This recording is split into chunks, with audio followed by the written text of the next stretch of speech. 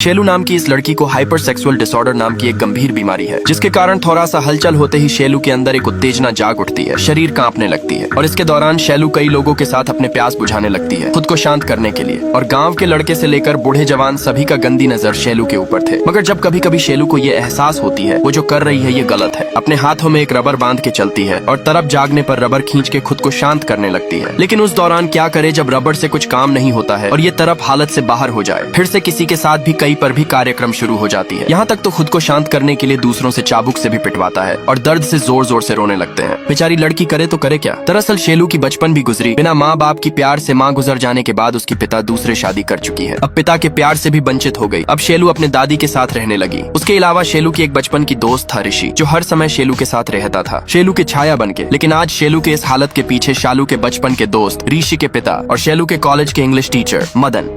बेचारी सीधी साधी लड़की शालू के ऊपर गांव के जवान बूढ़े से लेकर सभी का गंदी नजर रहता था। लेकिन इनमें से कोई थे जो शालू को सचमुच प्यार करता था। मगर शालू के दिल में तो कोई और ही है, वो है शालू के ही अपने कॉलेज का टीचर मदन। मदन भी शालू को पसंद करता है। मदन से बात करते हुए शालू बहुत खुश रहती है। ऐसे ही शालू एक दिन बारिश में भीगते हुए अपने टीचर के लिए घर से कुछ बनाकर ले गई थी और इस मौके को काम पे लगाते हुए शालू के लिए मदन एक रोमांटिक कविता पढ़ने लगता है। मदन जब देखता है कविता सुनते हुए धीरे धीरे शालू के शरीर में कुछ हलचल होने लगती है। तभी मदन उसे किस करने की कोशिश करते हैं और शालू डर के मारे वहाँ से भाग जाती है। मगर आखिरकार वो भी तो मदन को प्यार करती है, इसलिए वह वापस से लौट कर आती है मदन के पास और प्यार से मदन को हक करने लगती है। मदन उसे बाहों में लिपटकर बेड पर लिटा के एक दूसरे से प्यार करने लगता है। मगर अचानक एक दिन शालू को पता चलती है कि मदन ये कॉलेज छोड़कर चला गया। लेकिन शालू को ये विश्वास नहीं हुआ। शालू को यकीन था कभी न कभी मदन लौट कर जरूर आएगा। फाइनली कुछ महीने बाद मदन वापस आता है, लेकिन शादी करके अपने बीवी के साथ। ये देखकर बेचारी शालू की दिल ही टूट जाती है और फुट फुट कर रोने लगती है, क्योंकि शालू उसे सचमुच प्यार किया था। रोते हुए शालू जब घर पर आती है, इधर वो देखती है नींद में उसकी दादी गुजर चुकी है। अब शालू पूरी तरह से टूट चुकी है, क्योंकि अब उसकी अपनापन कहने के लिए कोई नहीं रहा। अब शालू की ये अकेलापन उसे अंदर ही अंदर खा ही जा रही थी और इधर वह मदन का चेहरा भी दिमाग से निकल ही नहीं पा रही थी। एक दिन जब वह अकेली खेत पर बैठी हुई थी,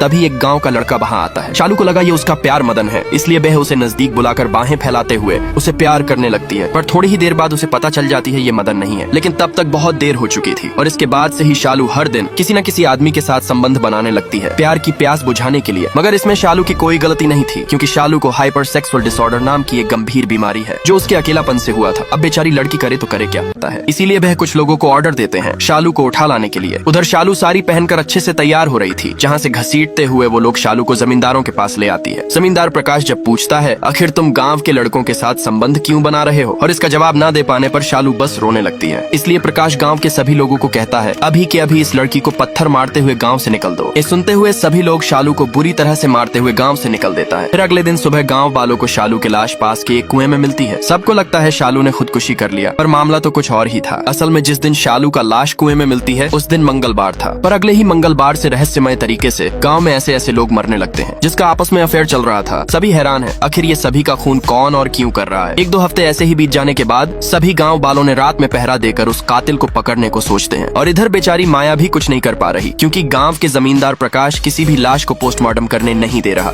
अब गांव के सभी को यही लग रहा था कि शालू ने सुसाइड कर लिया है, मगर असल में मामला तो कुछ और ही था। दरअसल एक रात शालू घर लौटते वक्त अकेली लड़की देख कुछ शराबियों ने उसकी पीछा कर रहे थे और उनसे बच के शालू जंगल में एक पुरानी घर में जाके छिप जाती है। तभी उसे बगल के कमरे में से कुछ आवाज सुनाई देती है। वहाँ गाँव के सरपंच के पत्नी और फोटोग्राफर बासु की कार्यक्रम चल रहा था। ये देख शालू बहुत डर जाती है और वहाँ से भागने लगती है। भागते समय आवाज सुनाई देते ही सरपंच के पत्नी शालू को देख लेती है। अब शालू किसी को कुछ बता दे उससे पहले ही सरपंच के पत्नी गाँव के कुछ गिने चुने लोगों के साथ शालू को मार डालने की प्लान बनाने लगती है। इसलिए वो सबसे पहले गांव वालों को शालू के खिलाफ भड़काने लगती है और सरपंच के जरिए शालू को गांव से भगाने के बाद वह 6 लोग उसी रात शालू को मारकर कुएं में फेंक देता है। और उस दिन मंगलवार था, पर अगले ही मंगलवार से रहस्यमय तरीके से गांव के दीवारों पर लिखकर उन्हीं 6 लोगों को कोई मार रहा है। और इधर पुलिस वाली माया को जब पोस्टमार्टम के बाद पता चलती है कि मारने से पहले खूनी हरेक को बेहोशी का इंजेक्शन देता था, तो उनका शक सीधे ही गाँव के डॉक्टर पर जाता है और फिर डॉक्टर को एक दिन रंगे हाथ पकड़ भी लेती है। आखिर डॉक्टर ने ऐसा किया ही क्यों? के साथ इंटीमेट होती है। वह अपने प्यार मदन का चेहरा अपने दिमाग से भूल ही नहीं पा रही थी, परंतु कभी कभी उसे ये एहसास भी होती है वो जो कर रही है ये गलत है। लेकिन गांव के एक एक आदमी उसे इस्तेमाल करके दूर फेंक देती है। अब लड़की इधर उधर पागलों की तरह घूमती रहती है। बेचारी लड़की करे तो करे क्या। ऐसे ही एक दिन एक आदमी रात के अंधेरे में जा रहे थे, तभी रास्ते में पड़ी हुई शालू को देखता है। वह शालू को उठाकर अपने घर ले आता है। वह गाँव का एक अच्छा डॉक्टर है। जब वह शालू को अपने समस्या के बारे में पूछती है आखिर बेहसा क्यों कर रही है, परंतु शालू कुछ बोल नहीं पाती, बस रोने लगती है। डॉक्टर शालू के ब्लड लेकर जब शहर के डॉक्टर के पास टेस्ट करवाती है, डॉक्टर बताती है शालू को हाइपर सेक्सुअल डिसऑर्डर नाम की एक गंभीर बीमारी है जो उसकी अकेलेपन से हुआ था। तभी डॉक्टर शालू को बताता है इस दुनिया में कोई है जो तुम्हें जानता है। शालू का बचपन का दोस्त रवि अब शालू रवि को देखकर बहुत